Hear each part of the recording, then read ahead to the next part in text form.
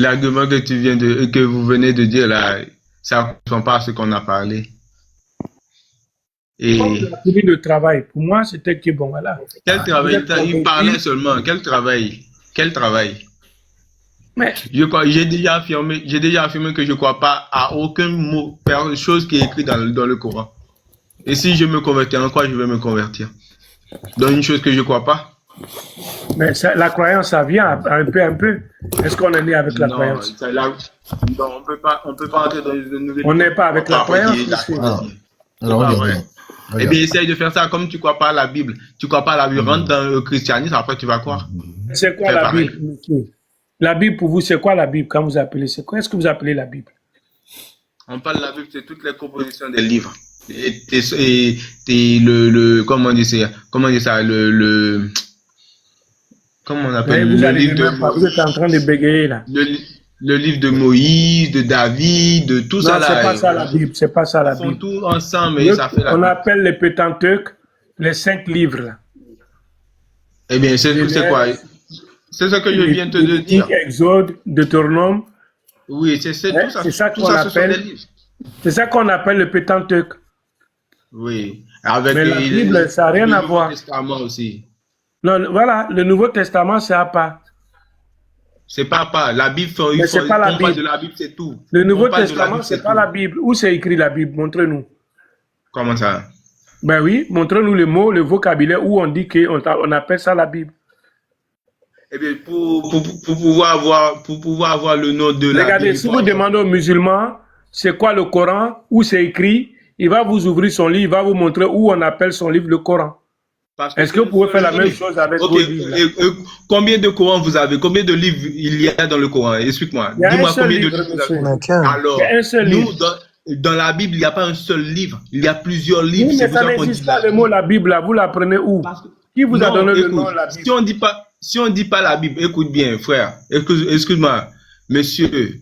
Si on prend pas le mot Bible là, on va devoir dire le Nouveau Testament et l'Ancien Testament.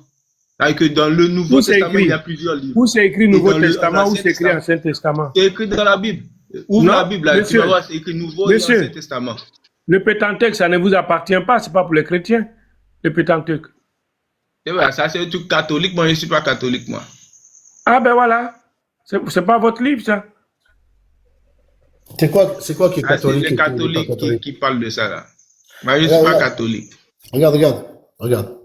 Tout à l'heure, je t'ai demandé si tu voulais aller prendre la définition de sobriquet. Qu'est-ce qu'un sobriquet? Dans Acte 11, au verset 26, je vais te le lire, comme ça tu comprends, et tu peux aller le lire toi aussi dans ta Bible. Là-bas, on dit, l'ayant trouvé, il l'amena à Antioche. Toute année durant, ils vécurent ensemble dans l'église, et y instruisirent une foule considérable. C'est à Antioche que, pour la première fois, les disciples reçurent le nom de chrétiens. T'as compris? Pour la première fois de toute leur existence, les disciples vont être appelés chrétiens à Antioche. Ici, regarde. Il y a une espèce de petit E là. C'est une note explicative, une lettre qui va t'amener dans la note explicative. Et ici, on va te dire, regarde, je l'ai noté, sobriquet. Alors on dit, c'est-à-dire, donc chrétien, c'est-à-dire partisan ou sectateur de Christus ou Christus. En créant, écoutez, regardez, en créant ce sobriquet, les païens d'Antioche ont pris le titre de Christ oint pour un nom propre. Maintenant, regarde, toi là, il faut que tu prennes dans ton dictionnaire la définition de sobriquet. Que veut dire sobriquet? C'est en utilisant ce sobriquet chrétien que les païens d'Antioche, en fait, se moquaient des disciples. Ils les ont appelés chrétiens pour se moquer d'eux. C'est ce qu'on appelle un sobriquet. Un sobriquet, c'est une moquerie. Voilà. Tu vas dans ton dictionnaire et tu as trouvé sobriquet, comme il est écrit ici, c'est une moquerie. Voilà. En fait, ton dogme, ta croyance, elle est née d'une moquerie. Les païens d'Antioche, là, ils se sont moqués des disciples, ils ont dit, ah, vous êtes des chrétiens. T'as compris? Des suiveurs de Christ. Des sectateurs, même, ils disent. Regarde. Des sectateurs. Partisans ou sectateurs. Dans sectateur, il y a sectaire, des sectes. T'as compris? Voilà. De Christ. Donc, moi, à ta place, tu vois, je minimiserai pas le Coran comme tu le minimises aujourd'hui. Toi, le nom de ta croyance, elle est à la base, c'est une moquerie. Chrétien, christianisme. Voilà, ça part de là-bas. Chrétiens se sont moqués des disciples. Voilà, c'est pour ça que je te dis, ne minimise pas la parole d'Allah, Azzawajal. Voilà. C'est bon? Monsieur Leclerc, dis-moi en quelle année, dans quel siècle que l'islam a pris naissance, a été reconnu ou a vu le jour? En quelle année? En quel siècle? Au 7e siècle? Au 7e siècle.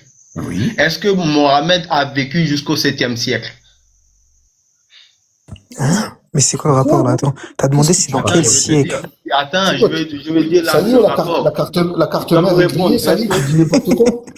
Attends, Mohammed est né. Vas-y, dis. Dans l'an 5. On sait que Mohammed est né dans l'an 5. Il a pris le Coran, il a reçu le Coran, la révélation en l'an 6. Et il est mort en l'an 6. Mais il n'a pas arrivé en l'an 7. Comment ça, l'an 6? Qu'est-ce que tu racontes, l'an 6, l'an 7? Même Mohamed n'a même pas connu le musulman. Qu'est-ce que tu racontes? Non, il n'a pas connu. Comment ça, en l'an 6? Tu dis n'importe quoi, là. Disciple, tu t'es perdu, là. Non, je me suis pas perdu. Bah si, tu lui as demandé dans quel siècle. Il t'a répondu parce qu'il est intelligent. Il t'a pas dit 6e, parce que quand c'est compris dans les années 600, tout de suite, automatiquement, on va dire le 7e siècle. Là, pourquoi tu dis Mohammed n'a pas connu les premiers musulmans? Qu'est-ce que tu veux dire? Parce qu'il est mort en l'an 633, je crois, ou 657. Oui. Mais non, parce qu'en fait, là, t'essaies de faire la même chose qu'il y a dans ton dogme. Chez nous, c'est pas comme ça. Bah si. Le prophète de l'islam, il est né en 570 et il est décédé en 632. C'est quoi ton problème? 632. Oui. Et l'islam a pris jour en l'an 7. Ben non, il t'a dit 7e siècle parce qu'on est dans les années 600. Réfléchis 2 secondes. Non, si on est dans les années 600, on est dans le 6e siècle. Bah on non. On peut pas 7e siècle et on est en 600. Eh bien alors Mohamed est né en 6e siècle, parce qu'il est né en 5e siècle. Dans l'an 5, il est né 500, quelle année? 557 ou... Je me rappelle pas quelle année que Mohamed est né. Attends, regarde, viens ensuite ta logique. Donc, attends, viens ensuite ta logique. Du coup, il a reçu la révélation en 610. Et du coup, il a pas connu les musulmans, c'est ça que tu dis? Écoute. Il a reçu la révélation en 610. Il a quitté, c'est pas Médine,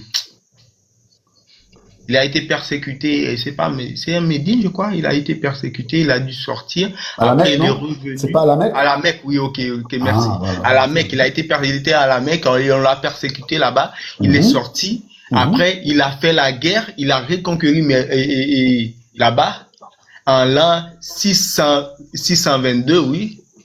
Et il est mort en 632. S'il est mort en 632, après, ils ont dit, là, ça parle que après que le musulman a été propagé en rapidité, il a été propagé après sa mort. Avec que l'islam ne s'est pas propagé avant ou pendant qu'il était vivant, c'est après sa mort qu'on a dit que l'islam s'est propagé.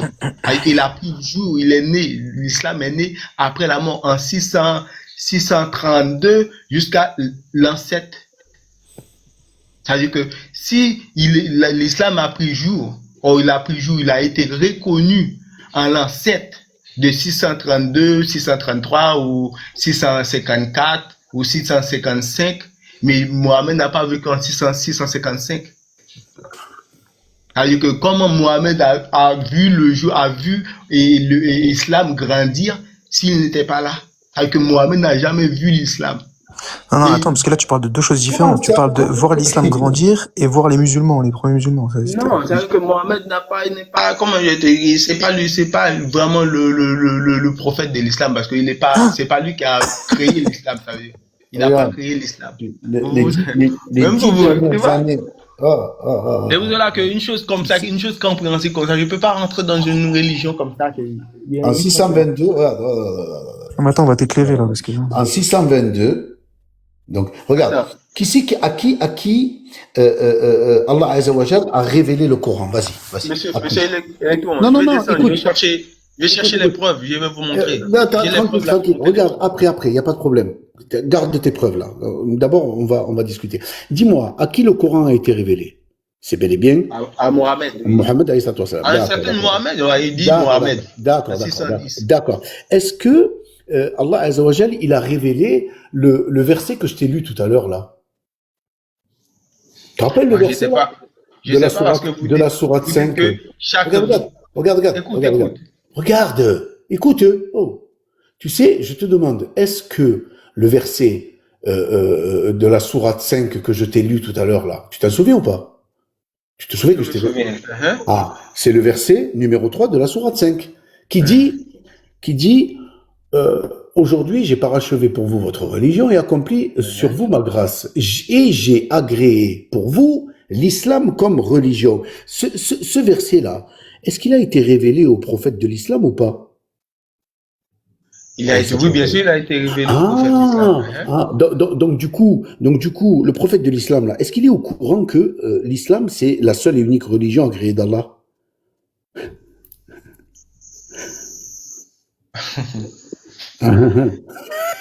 Aïe. En fait, d'ici que t'es parti. Ne riez pas. Donc regarde. Regarde. On dirait que vous faites semblant là. Vous cherchez tous les contextes. Écoute, il n'y a pas contexte, il y a réponse directe, cash et net. Non, c'est pas répondu. Regarde, l'islam, il va commencer à se propager à partir de 622 de l'Hégire, d'accord? Non, on va te dire. 632. Non, 622. Écoute bien ce que je te dis. Je vais descendre. Attends, moi je veux pas. Regarde. Je vais descendre et je vais vous montrer les preuves là. Écoute bien. De 610 jusqu'à 622, la propagation de l'islam, elle va être limitée. Parce qu'il va y avoir des persécutions, il va y avoir des batailles, donc ça va être très lent, d'accord? À partir de 622, lorsqu'ils vont migrer de la Mecque à Médine, et c'est là où à ce moment-là, on va d'abord déjà c'est à partir de ce moment-là que le calendrier islamique va débuter, et de deux, l'islam, il va commencer à se propager socialement, religieusement. Donc la religion va se propager calmement, tu vois, et politiquement. Ensuite, c'est de 622 à 632 que l'expansion de l'islam va se faire de manière exponentielle. Ça va être rapide dans toute l'Arabie, d'accord? Donc c'est pour ça que les tribus tout entières autour vont embrasser l'islam. Et ensuite, après la mort du prophète alayhi salatu wa salam, et effectivement, l'expansion va se faire hors de l'Arabie, en dehors. Ça va aller partout. Syrie, Perse, Irak, Égypte, etc., etc., etc. Il faut pas dire n'importe quoi, jeune foufou. Voilà. Il est parti. Ouais, il doit entendre. Salam alaikum.